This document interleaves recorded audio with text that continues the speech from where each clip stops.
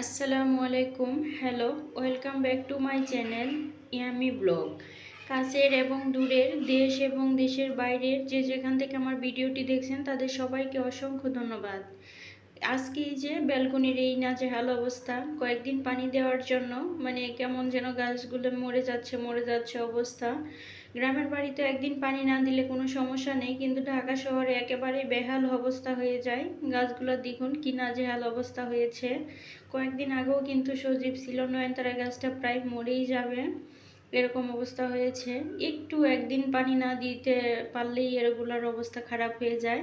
তো চলুন আমার আজকে মূল রান্নার প্রিপারেশনে যাই।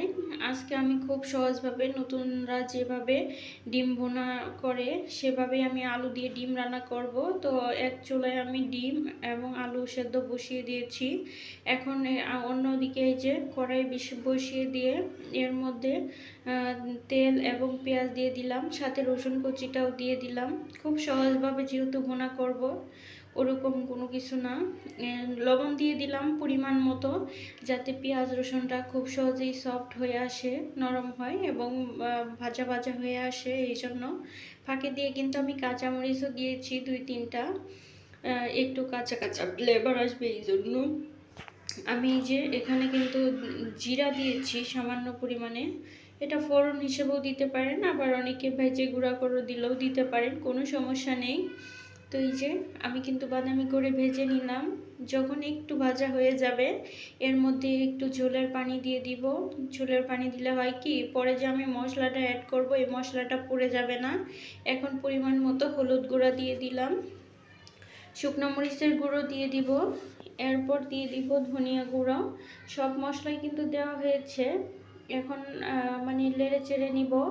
নেড়ে চেড়ে ভালোভাবে মশলাটা কষিয়ে নিতে হবে, উল্টে পাল্টে কষিয়ে নিতে হবে যাতে পোড়া লেগে না যায়। দিয়ে দিলাম তেজপাতা, এলাচি দারচিনি দিলেও হতো, কিন্তু আমি আজকে দিইনি, বাসায় ছিল না বলে শুধু তেজপাতাটাই দিয়েছি। তো এটাও হয়ে যায়।